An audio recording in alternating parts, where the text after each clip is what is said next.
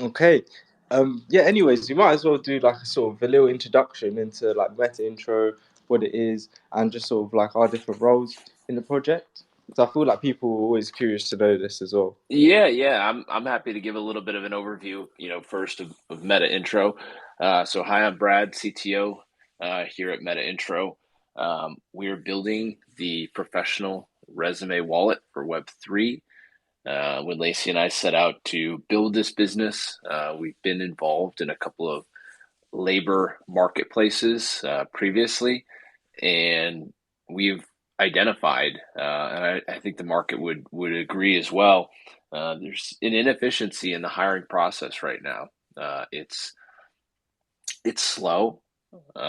It hasn't changed much in the last 20 years since tech has really kind of jumped in. It's still a lot of arduous searching and finding of these individuals, and the quality of the candidates that are coming in uh, don't necessarily match the role or the job that the employer is looking to fill. And that can be frustrating for really both sides of the equation of an individual that's in the market looking for a role or a contract or a job, is saying to themselves, why is this not, why am I not finding this? Why am I not landing this job? And so we're setting out to build a technical tool that we believe blockchain technologies and Web3 allows us to do. Um, and along the way, we've built this incredible community of people that are looking to jump 2 feet into Web3, and it really is. It's an important time in Web3 to make sure that we're getting as many people comfortable with how how the ecosystem works, what are the best jobs, identifying top builders, identifying top projects, and aligning talent within the industry to make sure it's it's growing at a proper rate. So Yeah, for sure. I'll let Jamo. Why don't you introduce yourself as well? We'll get into some quick introductions, and then I'll jump in here. I've got some notes prepared for this spaces. I hope it is a good one that we'll be able to record and listen back to. But yeah, let's get some introductions out of the way by you. Nah, awesome. Yeah, for sure. So yeah, my name's Jamo. I work as like a content creator at Meta Intro, and yeah, I was someone that was sort of like involved in the community from the early stages, and it was sort of like how I was introduced to Web3. Yeah, I was able to like get a few jobs through the community, and then sort of eventually over time, as like the project of Meta Intro kept like growing, there became a time where I was also had the opportunity to sort of work for Meta Intro as well, which was great. And yeah, we've also got you got you here, and Favor is joined as well, who was somebody that I saw was doing like educational content for devs, and yeah, I asked him to join the space today as well. He could give some input as well, and we also have um, Devman, someone from Devman here today, and he's basically been in the community for quite a while now, and there's been a lot of devs from our community that have really like got a lot of value from like the things that he's been teaching. So it's going to be quite insightful to speak to everyone. But yeah, I'll leave it to you now, Brad. If you want to go through some of the tips and tricks that sort of like helped you, sort of how you got involved in Web3, and then we'll just sort of go around and just go from there. Yeah, absolutely. So I'm going to try and give an overview here of what I'd like to focus on, and I look at this as a three-step process, and I think the feedback and notes that I'm giving today is rather relevant as I myself over the past year have done some Web3 contracting work myself as we were raising some capital for Meta Intro, and then the other, we are currently hiring, and this is a great pitch out there to anybody listening to this. We are actively looking for any Web3 professionals, within the industry. Primarily myself as a CTO focused on smart contract developers, anybody that's experienced in building some pretty extensive DApps. So if you are, my DMs are always open, as well on Discord. Please shoot me a note. We've got some notes in our Discord in terms of how to properly apply for a Metaintro job. But the baseline, three things for everybody here to make sure that they're thinking about as they're attempting and trying to land a Web3 job. I'm going to give you the top three here, and then I'm going to walk through them. And I think at the end of each, I'll stop and ask the panel and anybody that would like to get up and ask a question. And so we can make it a little bit more of a fluid conversation instead of me just talking the entire time. So the first is the basics. You got to have the basics when you're applying or looking to land a job. And I'm going to go into what these basics are because they're a little bit different, but you'll find a lot of them are the same, even if you were applying for, I don't know, a teacher job, or you were attempted to be a school crossing guards. I'd imagine some of them are the same. The second is the goods. You got to make sure that you got the goods. You got to make sure that you got the talent. And then the third that you really need to prep as you're looking for this job is you got to prepare yourself in the way that you're going to present yourself in this engagement for a job. And Yeah, so, for sure. yeah, I'm going to walk through each of these three things here and give a little bit different perspective on this. But so I'll give the first, which is the basics. I really want to highlight this for everybody here. If there's a couple takeaways you take from this, but one key one: talent trumps all. It always is. And if you're in the midst of a job search or you're in the early stages of your career, I implore you to invest in yourself. Bet on yourself. If there's, yes, everybody's in different financial circumstances, different stages of their life. But when you're faced potentially with an option of a job, of whether it's investing in yourself, something that you're maybe going to learn a little bit more versus maybe a little bit of, extra money or stuff like that. Earlier on in your career, I think 99 times out of 100, investing in yourself is going to work a little bit better. And I'm going to give a story here as to why talent trumps all and how you can recognize that and how it's going to help you in your job search. So a long time ago, this is like 15 years ago, I was a walk-on basketball player in college, which means that I didn't have a scholarship, but I was just on the team. Eventually, later on, I got a scholarship, but it was a hard lesson for me to learn that there were a couple players that played in front of me on the depth chart that I thought I was better than. I played harder than them. I thought that I was smarter than them. But the key difference was that I'm 6'5", which some people may think that's tall, but there were other players that were 6'10" that played in front of me. And if you're not familiar with the game of basketball, taller players tend to do a little bit better. But some people might not exactly call that talent. But the moral of the story here is you want to be the 6'10" player in this situation. You want your talent to be so undeniable that the employer has to hire you. And having hired hundreds of people throughout my career, and this has happened, I might not even have a role open for you. If you're interviewing for, your resume comes across my desk, I get introduced to you by someone, I might not have a role open for you. But if I determine that you have talent and that you have undeniable talent, I'm going to find a way to get you on my team. Whether I, put a square peg in a round hole or try to hire you in a contract capacity to kind of get you, I am going to find a way to get you on to that team. And so that's my opening thing of talent is going to trump all, and everyone here needs to recognize that as we go through these three things: the basics, the goods, and you. Um, Make sure that you guys recognize that investing in yourself is always important first. So, any questions about that first opening line? Otherwise, I'll get into the basics.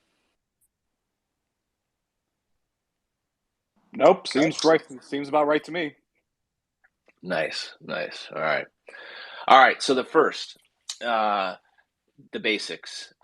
I For today we're going to be talking specifically about technical and engineering jobs, but I think a lot of these you can take into other types of jobs, even just general Web3 jobs that might not be technical. A lot of people, obviously, in Web3 are going to be a little bit more technical because they're early adopters. So the first two that I'm going to mention, and I'm going to mention a third: your resume, your PDF resume, your GitHub resume, your LinkedIn. I personally don't use it that much. I might use it if it's like the other two aren't available and whatnot. But it obviously is heavily used by a lot of individuals. But how these things are formatted, it might not seem important, but as an engineering manager that's hired hundreds of developers myself, how someone organizes and formats their resume can tell you a lot about how the quality of their code is, how they approach a problem. It really is like showing up on a date and making sure that you've put on presentable clothes and made sure that you look the part, you look your best self. So your resume, for 99.9% of individuals, your resume should be one page, a PDF, and again, one page, not two pages, not front and back, one page. And I'm going to go into why. Put yourself here for a moment, take a deep breath, and put yourself in the shoes of a hiring manager. They're looking at hundreds, sometimes thousands of resumes on a monthly basis. How are you going to stand out from the crowd? How are you going to get this hiring manager's attention? And having again read these, my answer is you want to present a simple, concise, but powerful punch to this hiring manager of who you are. And so with these, I want everyone here to, if they can, while we're on this call, pull up your resume, read through it, be critical of yourself.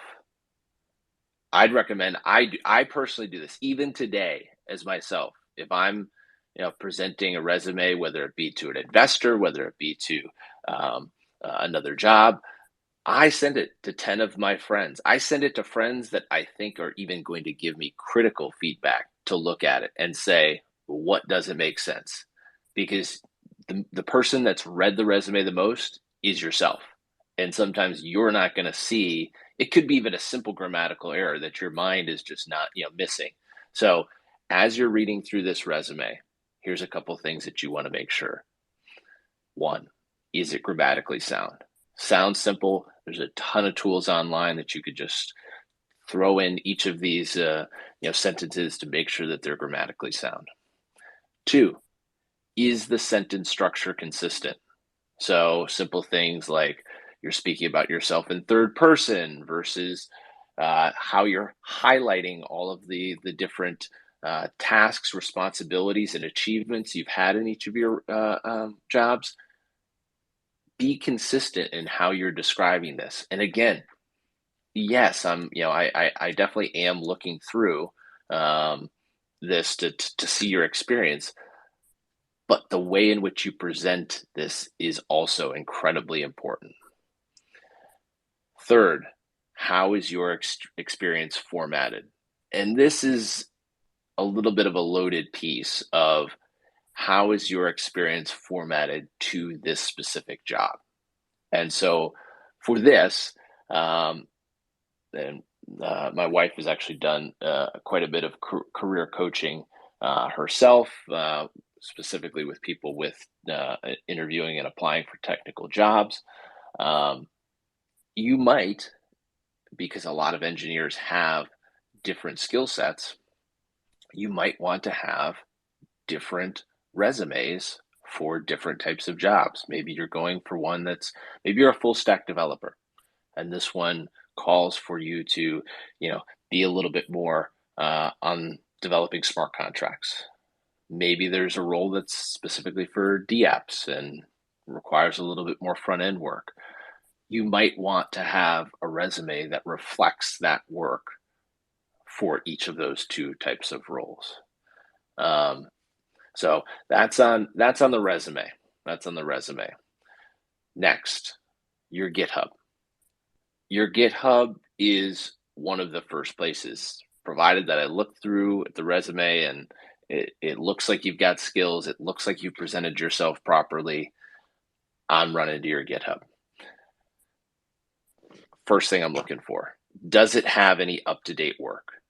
And this one's a tough one because there are a ton of engineers, some of the most efficient engineers in the world, some of the ones with the most quality work. All of that work is in private repos. And as an engineering manager, I totally understand that. That's gonna be the case for some individuals, especially the ones that are out there looking for jobs. So here's something. I don't know. Don't include it in your resume. It's something you're going to have to make a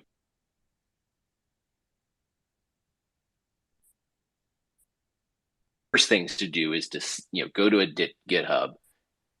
You're applying specifically for an engineering job, and it's just a dormant kind of profile. So this in Web3, this tends where it tends to be a very open source type community, with smart contracts being readable provided the contract's verified. So I don't know, some of the DApps maybe not so much, but there's a lot of people that have, rightfully so, trust issues and want to trust the projects and trust the the way in which their wallets are interacting with, and so I would definitely recommend having a few pieces on your resume that are open source. It also gives myself, the hiring manager, a great in to discussing how you thought about this piece of code. What type of planning did you put into it? Were there any bugs? How did you fix them? These are basic things that are so important to how an engineer operates.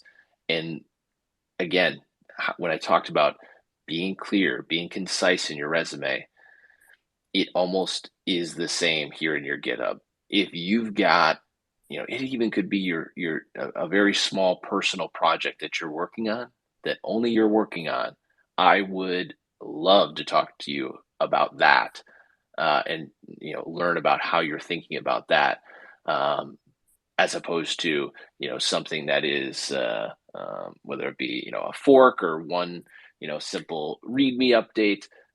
Those don't tell me much about your skill sets, as much as a project or something that you're contributing to. I cannot hear Brad at the moment. Oh, okay. Yeah, I was thinking I started to not hear him for a second there. But yeah, thanks for sharing, Brad. That was very insightful. No, I do feel like GitHub is a great tool for for devs as well, especially because it's like they're able to sort of see exactly sort of what you've been working on, etc., and like what sort of you're into in terms of like coding and everything. Is there anything that say for example, say a project's hiring and they don't have, maybe they're looking to like hire for lots of technical roles, but maybe they don't maybe understand that area, or they don't have people in that area. Is there anything you guys would recommend for sort of those type of people, where it's like maybe they ideally it would be best if they could sort of like read through some of the code that someone's done, but obviously because they're sort of like more on the non-technical side. So how would you go about interviews and like the interviewing process in that sort of situation? I'm not sure if Brad's back, but I can kind of give my 2 cents on it. If you're part of a team that is hiring for a new set of disciplines in what you're doing, you recognize that you can't go in there alone, like there and what you would do. The thing I would hope the company would do basically is that the first hire they're making should be a senior technical person to more or less lead the project on what you would do. So this would be an individual that is there who is going to be doing it. So for that sort of interview, like you may have somebody who's checking out the technical background, but you're almost beyond that point at that point where like they're like as soon as you are aware that they're doing the work, at that point the interview is more about, well, how are you going to build this team for us, right? We think we need an AI strategy, right? Or we think we need to be now in Web3, right? Are you to do that? And so at that point, it's less about the specifics about what you've done as a Web3 developer and more what you are as a leader of a team and how you're going to lead that and how you're going to get the project off the ground and get the different parts there. So I hope I understood your question, but at that point, it's almost more of a like, I'm not going to say a director level hire, but you're starting to talk more about leadership qualities as opposed to raw coding, even though they may expect raw coding, if that makes sense. Okay, yeah, no, that makes complete sense. Was there anything that you sort of value in terms of like what you thought helped? Would you like to share your story as well of like what helped you land sort of like dev jobs and just any sort of insight about your story as well? Because yeah, I think that would be really good for people to.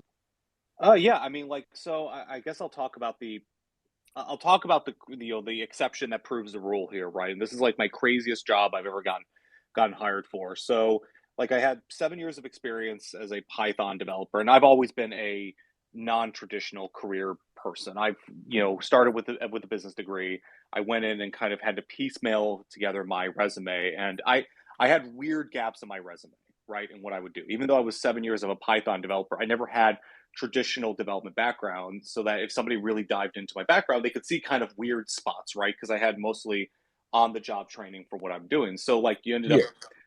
you ended up having weird gaps. But again, I did my best to write individual resumes, like Brad mentioned before, where it's like I created resumes for data analytics and Python developer and all these different types, and really used it as an experimental ground, right? Where I experimented with the role and said, okay, I want to apply to this type of job, and so I'm going to write a resume specifically to that, and then I applied with that resume, and then I did that over and over again, just applying to jobs.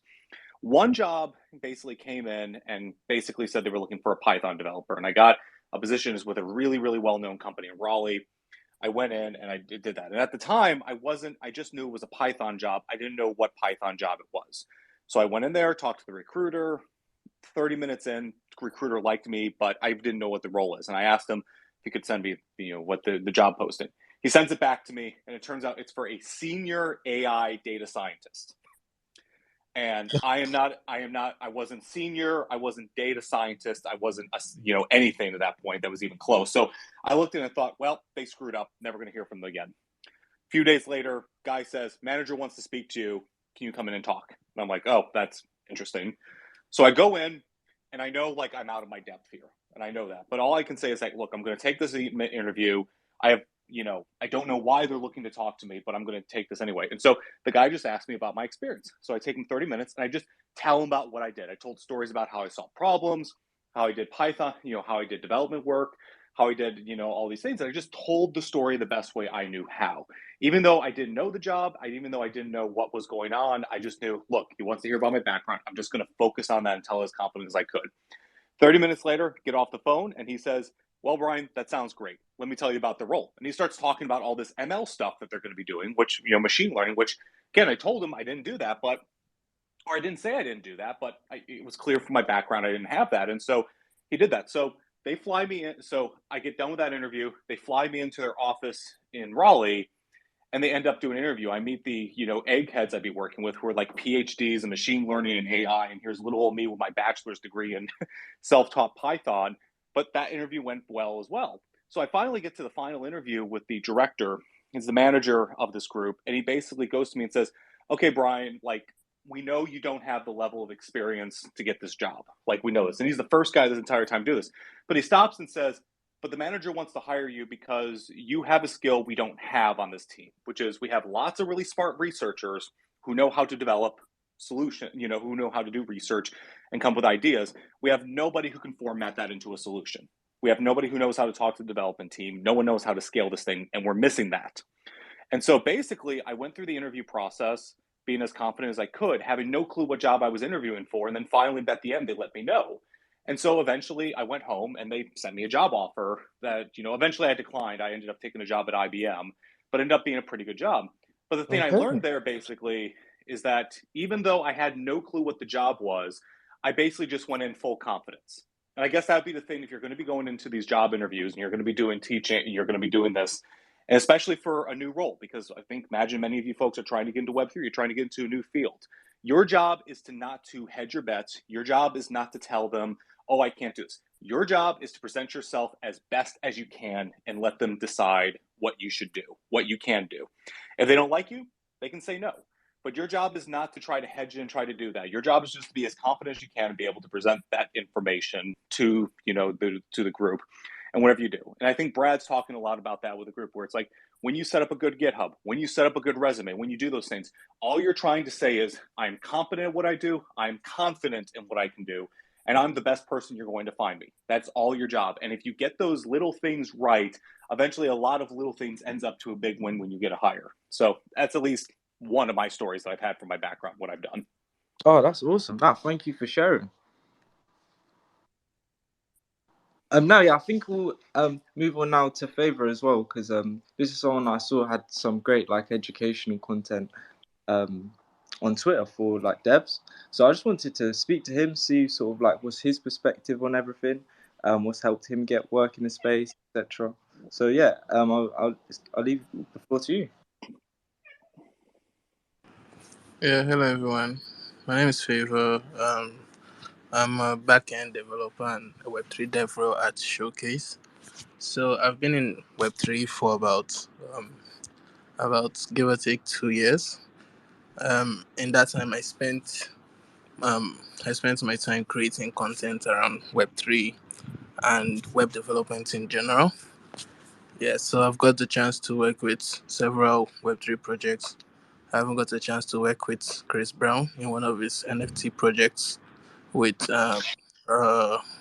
with a clothing line. Yes, Oh, so nice. yeah, the name of the project was called the Oracles. So yeah, so I think the question was on how you could land a job in Web3, right? Was Yeah. that the So question? like, what sort of helped you in your early stages of getting work, and just like, is there any tips or tricks that Okay, you'd be good so to share? for me, what's helped me was that I'm a learner. I mostly learn, then I teach what I learn.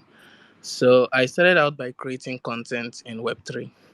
So what I noticed was that if you create content, if you put out content out there, you are able to reach a lot of people.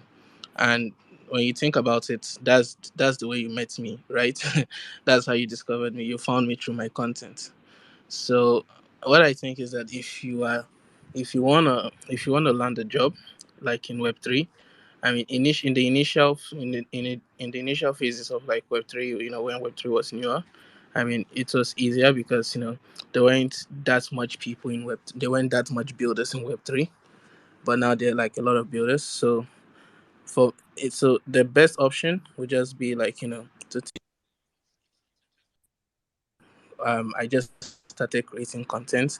I started teaching people, and before I realized it, a lot of people started noticing me. They started to reach out to me. I got reached out by Hashnode to be part of their Web3 blog. So I did work with them on a part-time basis, right? And so for like a while, that was like my second Web3 gig, which was writing about Web3. I became a Web3 technical writer, right? So it was through my content that people started discovering me. So spaces. I joined a lot of Web3 communities, and that sort of gave me a boost. It gave me reach. People were following me. People knew I was always writing about Web3, so they would always, ask questions. If there was a gig, they'll be like, "Oh yeah, I found this, Web3 project. Are you interested?" That kind of stuff. So yeah, if you want to get started, I think if you have like good writing skills, or you don't have any good writing, like, you can always learn, right? You can start by learning something and putting it out there. What I suggest you can start with is, you can start with, like, this challenge people do on Twitter, 30 days of Web3. So whatever you learn about, you tweet it, you write about it, you can blog about it, and Yeah, eventually for you're going to sure. start reaching people. And when people see that you have like a great understanding of Web3, if they have projects and they're looking for developers, or they're looking for technical writers, or they're looking for Web3 solution architects, they'll definitely reach out. So that's one path you can take. Now, thank you for sharing. You got Cheese actually Oh my god, doing a I'm 30-day glitched. I would challenge. have to leave and join back because I can't hear anything. Oh, no worries. Yeah, you got Cheese actually doing a 30-day challenge for us, where we're giving a tip each day of just like Web3 in our Discord.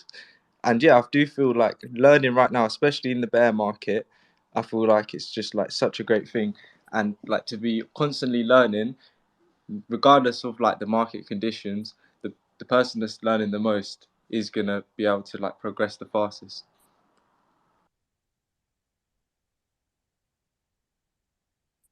I think Brad, can we hear you now? Can you speak? Yeah, I can hear you guys now. Can you hear me? Perfect. Yeah, we can hear you again now. Okay.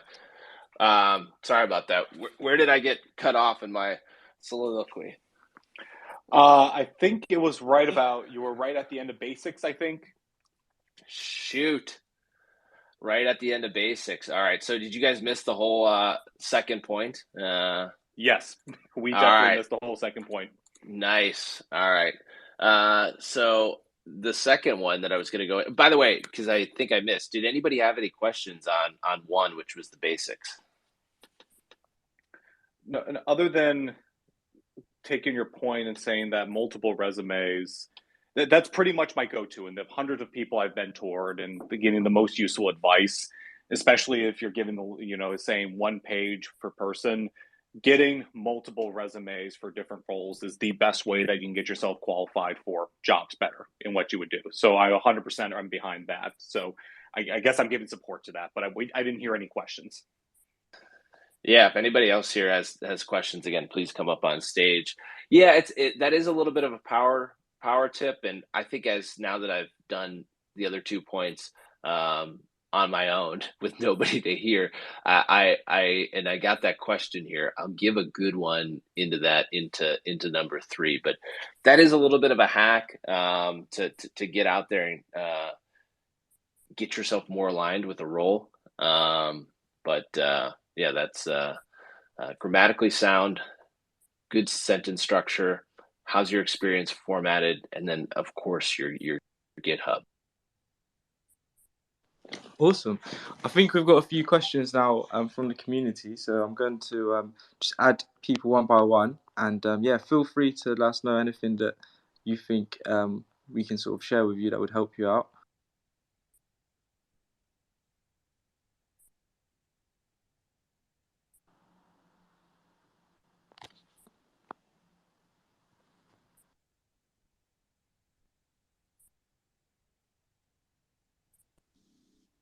Is anybody talking?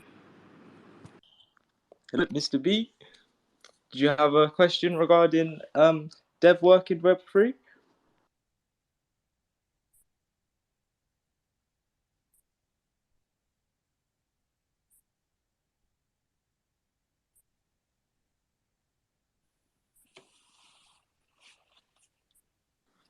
Okay, well, we're gonna move on to the next person who had a question. 1 second. I think I had a couple calls coming in and that might have triggered it off. So I'm on Do Not Disturb, which I did not have on before. Pro tip for anybody on stage, put your phone on Do Not Disturb. Okay. Literally, I think I should have done the same. My mum was trying to call me. And Mom always calls during Twitter Spaces, don't they? Hello. GM Web3 Hustler, you got a question? Okay. Good day, guys. I I actually wanted you guys to elaborate more on this Web3 solution. You heard me right? You cut out at So, the end, the last part, yeah. I wanted you guys to really elaborate more on this Web3 solution architect. Oh, the Web3 solution architect role. Yeah. Yeah. I'm happy to do that. Yeah. So, Web3 solutions architect is, to be frank, we are looking for a needle in a haystack. We're looking for somebody that has built an ecosystem across multiple chains that interact with numerous smart contracts. One obviously being an ERC 721, but also an ERC 20 token as well, specifically as the first chains that we're going to base our initial resume wallet on is more than likely a layer 2, but it needs to be able to interact with all of the ERC chains. And there is porting that we have talked and looked into in terms of going off of an ERC chain as well.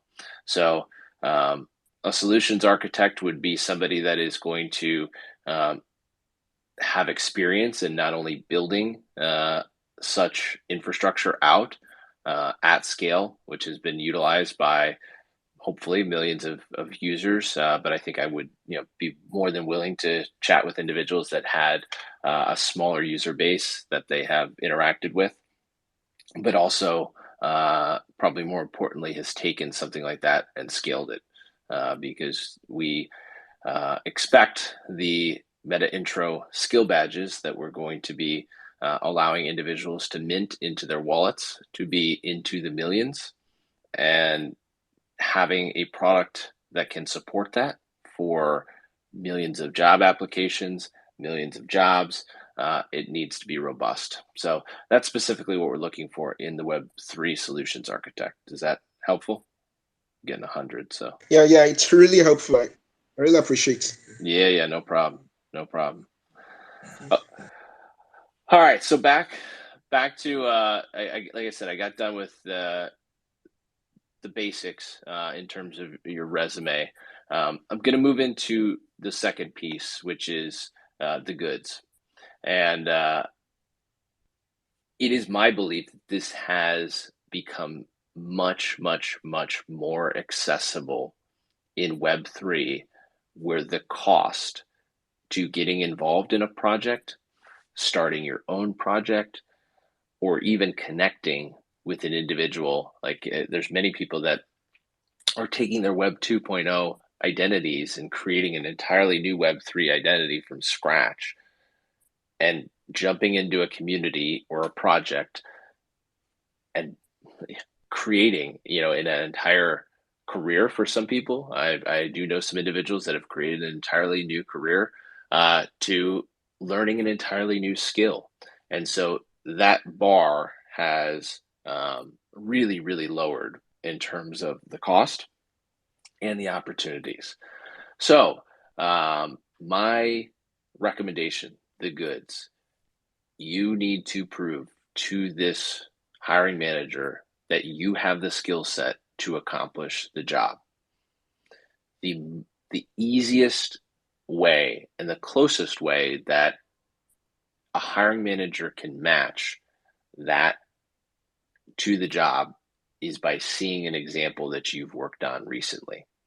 And so there's a number of different opportunities that I'm going to read off here that hopefully fit your situation or what you're available to, because there's some people that are looking for jobs right now that have a full-time job, they don't have, capacity to necessarily go out and, do XYZ to land this job in terms of that.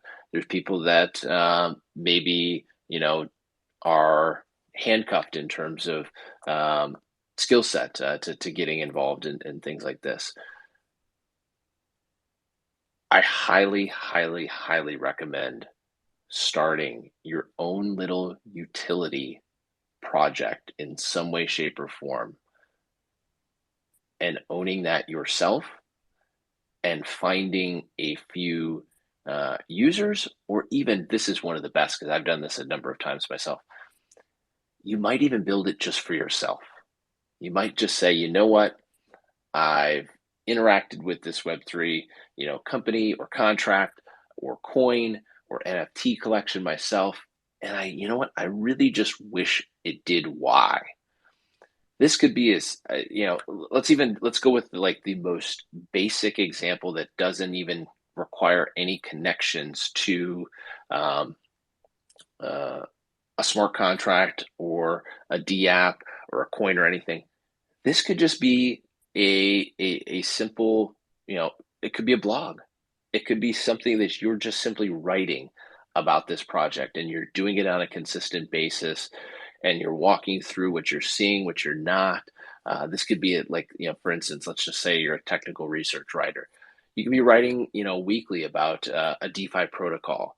And especially as we're in this bear market where there's a lot of staring at, one another of, when's the first domino, going to fall, when's the first green candle going to kind of go up that allows, a project to grow or allows adoption to continue. It could be as simple as, that. Maybe one more step up. Let's just say you're an incredible front-end UI designer or an incredible front-end UI engineer. Create a static site for a project. There's a ton of new ones, a lot of new collections and coins launch on a daily basis that they need websites because they've got an idea, they get it out, they want to be first to market, and they need help building a website. Even doing it, again, I totally recognize for some people it's not possible to work without payment. But if there is an opportunity, a lot of these projects, if you go and do it and you can put together a high quality or even the best piece, if you can get feedback on the work that you're doing, more than likely you're going to get better at that skill. And what you're showing to that hiring manager when you can show them that piece of work is, my goodness, this individual has put themselves out there. They have this open source work. I can see it. I can visualize this individual working for my organization, my project, my utility. And so those are even the simplest signs. You can get deeper. I highly recommend deploy your first contract. It's very easy right now to just fork a project and just going through and understanding that process and talking through how a contract's deployed. What are some of the pieces in which you need to kind of be aware of?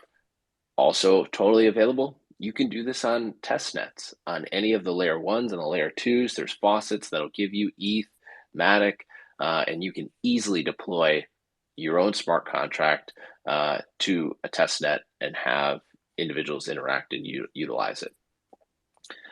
You also could get involved with an open source project in some capacity, learning the depths of how it's working, understanding. Sometimes it takes even time, weeks, a month to learn an open source project and the technology to where you can either ask a proper question in turn, that's meaningful in the way that it might result in a feature or some sort of change or a bug fix. You also could get involved with a for-profit project that has open source technology that they'll pay you to fix bugs. There's a lot of projects out there that will list their bugs and list, hey, here's a payment for fixing this bug. This second point, the goods, showing people that you have skills. what it shows to somebody like myself as this Web3 world is evolving so rapidly that the technologies that we were utilizing a year ago have changed so much that when you're presenting your work in a GitHub, in an open source repository, in just a link, in a smart contract on Etherscan, you are presenting that you have your finger on the pulse in the industry, that you've learned the latest technologies, you've put them to use, and hopefully, usually, when you put your work out there, good or bad, even some of the bad comments that individuals might have, they're helpful because it makes you better and it gives you that feedback to go and fix it and make that piece of technology just a little bit, better next time. So align yourself with the goods. And as we said in that first one about having multiple resumes, maybe there's just a company or a role that you're really moved by, and you're like, you know what, this company's really got it, but maybe I don't have, I've got a lot of skills. I believe I'm a great, candidate for this position. They have a front end engineer, but I've just built smart contracts my entire, career.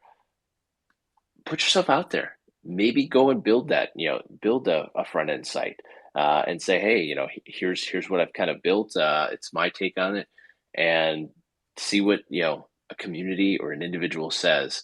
But in this Web3 world, I definitely recommend everybody to ensure that you've got the goods for the role. I think No, that's very insightful.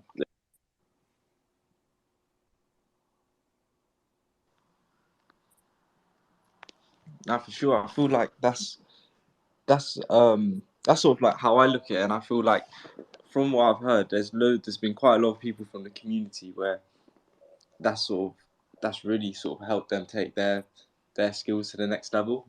Because like if you're able to sort of learn on the job while also like showcasing your skills as they're improving and continuously like growing to like the recruiters for the jobs that you're looking to get hired for, it's such a powerful thing. And like the people that can just stay consistently doing that, like I don't think I've heard of anyone that's consistently sort of taking that approach for like a few months, and after them few months hasn't learned so much to the point now they're qualified for the roles that they're sort of looking to get into, or they've already had an offer from one of the projects that they've sort of been researching into, and like sort of like exploring and learning while applying. Yeah, and there's something else to be said there. And I think if you come from a traditional job hunting role, this seems it seems odd, at least the structure. At least that's the intention I've gotten, because I've talked to lots of folks in the Metaintro Discord, and Brad kind of reflexively said, well, it's not working for free might not work for everyone, what you do there, because we've gotten some pushback on that, and I've certainly gotten that personally. But I think it's largely because the Web3 model, at least where it is today, is definitely focused a lot on community contribution. And I would say there's better than 50-50 odds that that's not going to go away as the industry matures. It could very well be because we're in a startup phase, right? And startups are scrappy and, can't really hire everyone they need. So they rely on free work. But there seems to be something core to the idea of do work for the community, release it out there, and get paid for it later. The founding of Bitcoin, the founding of the Ethereum, almost every single project, hell, even Metaintro to an extent, right? Created this giant community before, it was even funded, to go and do stuff and make it out there. And so with that, yes? No, go ahead. Right. And I guess the thing that the mental model I think helps there is that I think the people who are going to do best in Web3, who are almost come at and approach it less like a job hunter and more like a solopreneur. You maybe have heard that term come up on Twitter or LinkedIn if you looked at it, right, where there are people who are trying to make side income, or people who are like doing side hustles and businesses. The people who have been the best at finding jobs, who have been finding opportunities, raising funds, doing all that, treated their job hunt more like they were starting a business, right? Or had the intention of finding a business, and then eventually got eaten up by somebody along the way, that they eventually come out and they actually get an opportunity. They get an opportunity to join a company or a role or something. And I guess I'll give a quick story here just because this kind of illustrates it well. So friend of mine I met speaking at MIT, basically, he's currently the CSO of, the chief security officer at Polygon, basically. And they came at him to get the job there, basically, because they thought he was on the market. So a few years ago, Mudit was actually joined a DeFi community, basically, because he thought it was pretty cool. He was doing security work. He wanted to get into Web3, more, and he learned about security. So he ended up doing the work there, and he joined the community, and the community kind of liked him. So they saw he was doing work. He was working for free, didn't get paid. And then eventually they approached him and said, hey, would you be interested in trying a job, or doing something here? And he said, I think that might be a good idea. I'm not sure if I want to do this, but let's give it a try, right? Let's do a trial run for a couple months and see if it works. So they hired him on for a trial period. He worked, pretty well. And he said, actually, this fits my personality. This fits what I'm looking for. Let's go ahead and do this. And that's how he became one of the lead engineers of SushiSwap. He started off basically working as just a community member, and it eventually ended up working. So when we say to other folks, you should go and work for other people for free, we're not saying that because, we're trying to get free work out of you. We're saying that because that's what we're doing too. Everyone up here is doing that exact thing, right? Where you're working for free doing it. It's part of the ethos in the space. And I don't think it's going to go away. What I feel like, to add to your point there, what I feel like sort of helped me quite a lot when I was getting into Web3, I sort of like, it's literally just like what you said. I sort of flipped it on its head. So there's lots of people that are looking for, let me look for someone that's hiring for the sort of role that I'm looking for. But my sort of approach was, actually, let me find the Web3 communities that I just genuinely love the most and I'm willing to just make content for. So then it's like, once I actually start making the content for them, it's sort of like, I don't feel like a job almost. And then those are the particular projects that I wanted to work for. So I feel like, anyone that sort of like adopts that approach and sort of like flips on its head, because the thing that's great, lots of people think, but I don't really want to do much free work, etc. But what I think is great about Web3 is you're in control of how much free work you do. Like, you can still be making free work for projects and sort of like help educating other people on projects, and sort of do it on your own page. You can use your own page to do it. So it's all yours. Sort of once you've finished like learning and moving into like the next part of your like career. So I think that's like really good. Thanks for sharing that. We're just coming up on like the hour mark now. So before we go, was there anybody that had any questions for anybody? And was there any speakers that wanted to sort of say one last thing before we sort of like wrap it up here? Yeah, I think I'll take the last, and I'll make it concise because it was my other third point that when I was talking and not on stage, I apologize, but the third is really the most simple, which is bring your best self to the interview and the process. Do some research on the project, and Gemmo and Devmint, you guys were definitely talking about this of find some projects that you're really interested in, that you almost think of your time or your effort that you're involving in these projects as benefiting yourself in some way, shape, or form because you care about the project that you're getting involved with. And again, if you're not in that state and you don't have the time to work pro bono or for free, the opportunities right now in Web3 to create a project from scratch and have interested parties, there's tons of those opportunities out there on your own. There's even, it was a huge kind of boom in the late stages of Web 2.0 of these no-code tools where you can essentially launch a website that looks incredibly professional, incredibly beautiful, and not know any coding skills. There's tools right now today that you can utilize in Web3 to get a contract live, to get an NFT collection, live, that don't involve any, real, deep engineering skills. And that's in no way, shape, or form am I recommending here people go out and just create it to pull liquidity from the market or whatnot.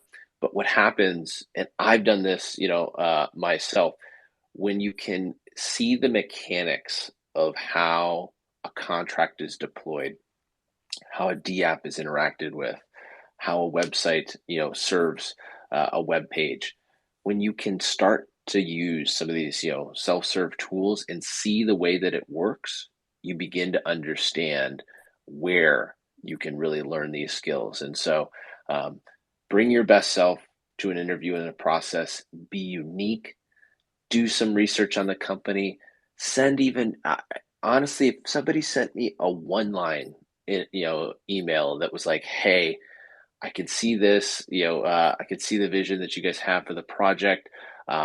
Here's where I see I could, make my mark on it. I'd like a shot at, taking on X. Here's my experience that I've done XYZ that I think would align. It's better than anything else that I would, get in terms of this 6-paragraph cover letter, that tells me some research paper you did in college. Because I'm sorry, more than likely I don't have the time to go through that research paper that you wrote, in school in some way, shape, or form. So, yeah, I'll let you close out, JMO. But I appreciate everybody being here today, going on this Web3 journey with us. I'm super interested to continue engaging with all of you in our Discord. If you have any wins, if you have any questions about your job search process, I'm Follow BL here on Twitter, and Follow BL in the Discord. At me, I'm more than happy to chat with y'all, especially in our public channels. I'm all about building in public. So again, thank you all for being here today and being a part of our community. And JMO, I'll let you close us on the way out. No, thank you so much. No, thank you so much for sharing, everyone. Yeah, we're just gonna close out here now. We do have one more question, so if you guys are all right to just I'll let the person come up to the stage quickly. Sure. If that's all right.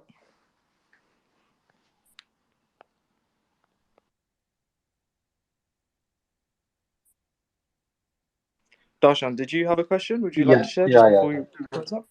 Yeah, am I audible? Hello? Yeah, we can hear you good. Yeah. So it was actually great. I was listening all the way, and I just had one question that right now I will like say what my situation is. I am in my shifting phase from Web 2 to Web 3, and I have been learning and making some dApps and started writing some content also. But like I have seen a lot of like even on Twitter spaces where people are like learning writing contents with one of the companies, and they are like earning and learning also like from their product in which they are associated, or forward whichever companies they are like been associated. So how do I make my portfolio, or like just a tip, or like somewhat like how can I go through, like what can I build, how can I showcase my work or my learning through which I can get. Obviously, like I want to be like a developer, but before that, I want to like just explore like how this Web3 startups, and how can I like get some idea about it. So, Yeah, that's a great. Well, first, congrats on your journey from Web 2 to Web 3. I think it's obviously an intelligent one. I think there's no better time right now to be making that switch. And two, thank you for the question. And I think it's a very good one. I think, judging what you said at face value, and believing that you've built a bunch of DApps and things like that, I think you've done yourself a solid of diving in and just building first. That's usually the way that I kind of approach things.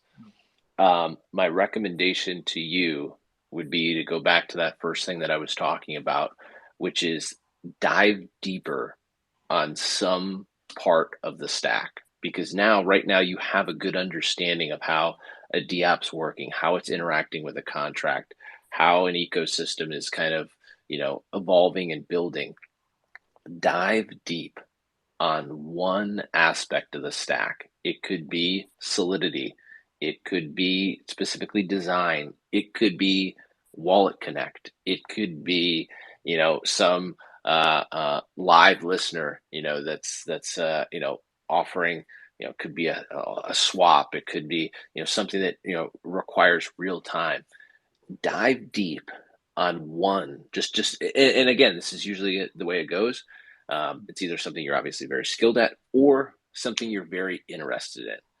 And instead of just, ripping off, 5, 10 different DApps or whatnot, which, people tend to do, when you dive deep on that, more than likely, you're going to start to find projects be interested in employing you for that skill. And 2, you're going to learn more about that technology or that skill. And hopefully you can find some like-minded people, that are working on that same thing. And that's really where your knowledge starts to take off. Yeah, yeah, Awesome. Brad. Yeah, I totally got it. Yeah. I will consider it, and like I will work on a few of the terms and will consider it. It was great.